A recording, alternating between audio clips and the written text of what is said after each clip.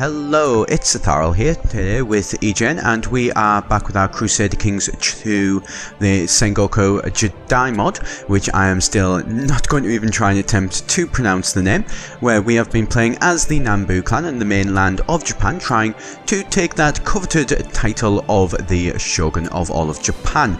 We've been steadily expanding. We've moved up from just a couple of counties in one small province or sort of duchy of the area to now owning the better part of two duchies and moving on to what this actual mod classes as a kingdom. We have been playing in one of the updates. There is a lot more influences going on in the actual factions themselves. There's a lot more options that we can do in terms of the council and things like that, which we have been experiencing a few issues with, to say more than the least. They have been kicking back against us quite a lot, trying to curb our power, and it's been quite an interesting one to try and get to grips with the actual how everything works, making sure that everyone is keeping as happy as we possibly can keep them. That's been the ultimate goal while we have been expanding, and it seems to have been going okay so far. People are still, not too happy. Here you can see we've got a lot of the actual sort of Diamyo type people. Well, not Diamyo because we're a Diamyo, but the actual guys, they've not been too thrilled with us, our counts and things, as we are working our way on to becoming a Daimyo, which is this game's equivalent of a king. So it's like a great Daimyo, basically. Don't know the exact translation for what Daimyo means, I will admit there. Here we are just sort of looking around, getting everything in working order for ourselves before we will push yet again further down to the south, with the aim of those guys over to our west being our next two ones, given that they are one county and then two counties respectively. So they are quite small people and people that we can actually absorb into us with relative ease. There shouldn't be too much problem there. You can see that we do have another person trying to increase the actual power of the council in our lands yet again. I think it's safe to say that we are going to be steadily losing ground to them, as our councillors do manage to get voting on the right of everything that we can do, which is less than ideal for ourselves, but if they do manage to get more power, which keeps them happy with us, so that way they don't decide to revolt against us, you know what, I'm going to have to just accept that and deal with that and hand off some power. Ultimately, we are the ones that make the proposals. We just have to make sure that they are happy with those proposals enough to want to actually agree to it. For the minute, they are pretty limited. They haven't really got many powers, but they do have some potential power, which is the main bit we're having to worry about. Here you can see another plan that I am considering doing for this game is moving to the west, which would pretty much shore up my line. I am quite in an arrowhead sort of formation down to the south, which does increase the number of borders that I do have, and that is the last thing that I want. I very much want to make sure that they are not going to be threatening us anytime soon. Can potentially happen, may happen. We will have to see how that does go. Here we are going to look at declaring war to conquest Tono. Tono is the one county one. It is something that is not too much of a threat, although we are having the slight problem that we do need Kharma to get it. As you can see, we are at a minus 36 Kharma, so we can't actually just declare any wars of conquest. We would need to sort of fabricate claims and things like that, which is going to take an awful long time, and end up working out that basically it would actually be easier to just wait for the Kharma, especially as our guy is particularly using the chancellor, who can fabricate claims, to actually be able to, keep everyone happy and out of as many factions as possible. It is a very difficult balancing act, one that the Nanbu clan haven't quite been able to, get right at the minute. Here we're just having a look at how everything's going. These guys are all, people that are potentially our heirs and everything. One thing I have noticed that they have put in this game, which is a nice little feature, I don't know whether this is from the actual update or whether it's from the mod itself, that you have a little button that you can click on to declare somebody as your heir, so long as they are obviously, I do believe, a direct descendant of you.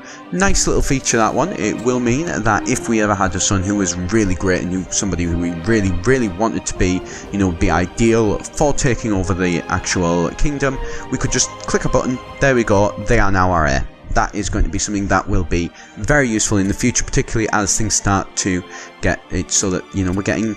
I tend to find a lot of the time your first son seems to almost have quite a bit of bad luck against him. Certainly I do myself, at least. Here, though, my current son, who is my eldest son, not a terrible guy, so, not too much of an issue at the minute, but we'll see how that goes. We may have to change it. They have put in some features as well there for educating children, which, if I'm perfectly honest, is more of an annoyance than anything. It's, not something that, really seems to have a massive amount of effect. Does have a little bit, but not a massive amount.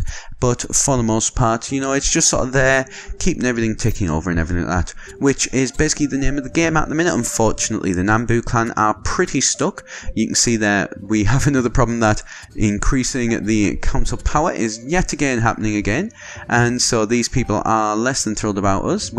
Unfortunately, we don't seem to have enough to be able to get them to leave that faction. Those are the guys who are actually on the council, so we're probably going to need to get them pretty happy with us, to say the least, before they could get to a point where they'd actually not be willing to increase their own power. Strangely enough, people are more than a little bit greedy, even samurai, who are traditionally known for their honour and things like that. An interesting tidbit from the actual Sengoku Jidai era is that our idea very much of the modern idea of samurais with Bushido didn't actually happen until the Tokugawa Shogunate, which is after the Sengoku Jidai, when basically the samurai were looking for a reason to justify why it is that the whole country, which had then sent 3 centuries of peace in the Tokugawa Shogunate, why they still needed a warrior caste, and why the warrior caste still needed to rule. Which, nice little bit of random information for you there, a little fact for the day sort of thing. But getting back to the actual game itself, here you can see we are managing to go reasonably okay. Actual Kharma has finally reached up to a point where it is more or less even. Not enough to actually be able to do anything major as of yet and declared any wars, but regardless, that is not the end of the world. We are still going to be able to, continue on, and we do, unfortunately, we lose our chancellor, and rather annoyingly, it does look like we are yet again going to have to do a balancing act between somebody who is actually better for these skills and somebody who has basically power to be of any use. So what we're going to do is we're going to juggle some stuff around, so that way this guy is our second best one for the spy master, as we did discover, and so this guy is 11. He's not terrible as a chancellor, basically. So now it is very much a balancing act between the most powerful and making sure those people who are most powerful and expect to be on the council, and finding the actual ones that are best for them, and juggling it so that we don't always have maybe the best person, but we do have all the people that need to be on the council are at the very least in the position that they are going to be best at and is best overall for the whole of our kingdom. That has been the plan. It seems to be working, although we are still, having to deal with an actual faction in the council of 3 of our councillors who are basically, they are wanting to get more power from us, which is not great. So what we're going to do, we hand out an extra couple of titles and marriages and all that sort of stuff, and basically, well, we don't hand out marriages, that's a marriage for ourselves, but basically we are doing everything that we can to try and make sure that our people stay as happy as possible. We're also getting another wife so that way we can get more sons. We want more sons because we want the Nanbu clan to keep going and keep growing with any luck. That's the aim, at least, of what we need to be doing. At the minute, we are still relatively, early on in the game, and so our clan could die out. It is a distinct possibility. It's a very unlikely possibility, but it is still enough of one where it is something that would need to be concerned about. Obviously, we'll just take the time as well to mention that if you do enjoy this series, please do be sure to subscribe here at EGN. Do put out videos every single day, and last thing I want is for you to miss out on your updates for when we are getting those. So coming back to the game here, you can see our Kharma again. Like I say, Kharma is the main thing that I am focusing on at the minute, and you can see our factions as well and the council's power. We are trying to see if we can't get some better people in.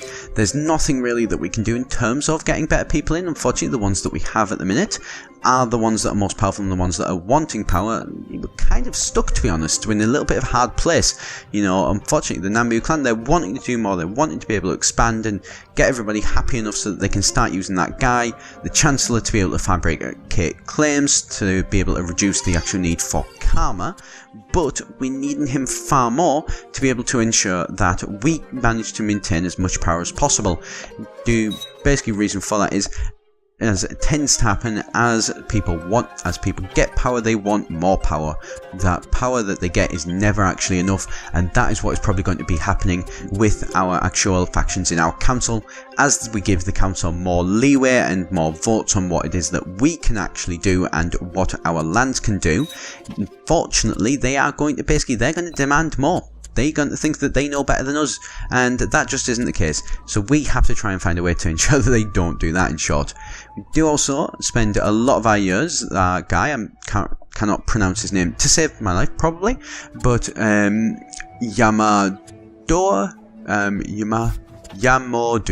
Yamodu? I believe that's right.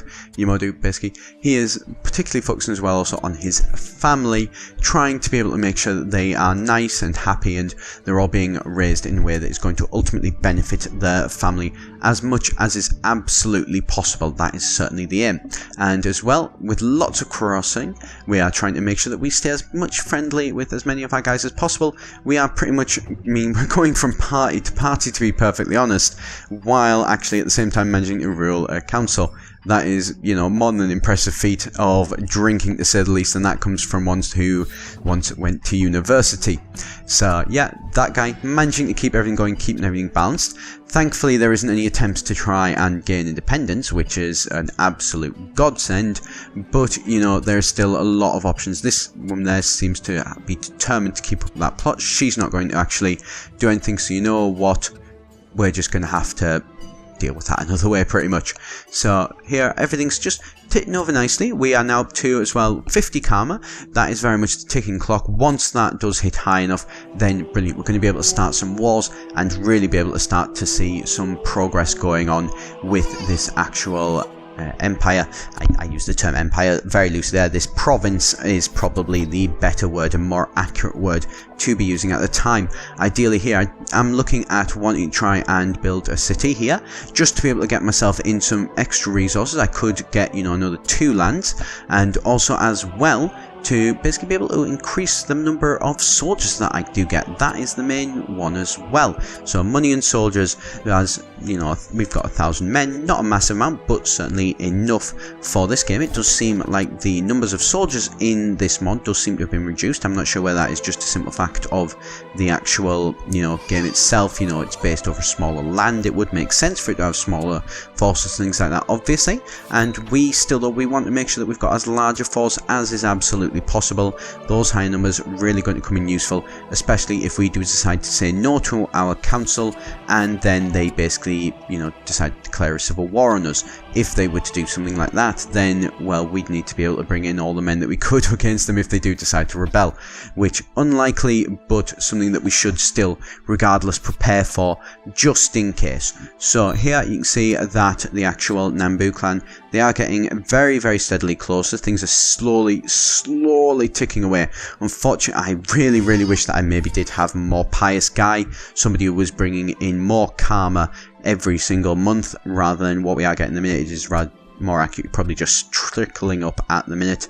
And mainly though, we are a very prestigious guy. I mean, over 2,000 prestige there. This is a guy who is going to go down as being the establisher of the Nanbu clan. He is going to be well known. He's going to be very, very popular guy, which is, is a good thing. War score, nice way to keep track of everything in this. Here, having as well built our actual city, there's not a lot you actually really seem to be able to do in a city, which is well, surprising. I was expecting more options than that, but could be the end of the world. Basically, we will still keep it. We'll keep developing that city in the coming years and see how the city around Ninohi does go.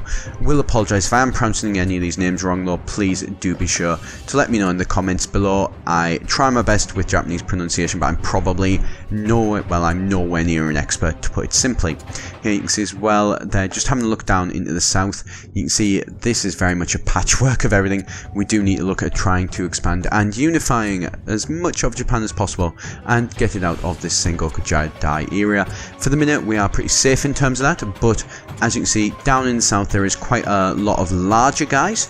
They are people that we're going to come up against in the coming episodes as we do steadily begin to push further down south. I think it might be a point where we need to possibly push a little bit further north as well. The intention just being to get some extra lands behind us as well if we can with any luck. So pretty much we're going to leave it there today with everything poised and pretty much ready to go to be able to start a new war in our east. So thank you very much for watching. Do be sure to subscribe here at EGN for all future videos, and I shall see you next time.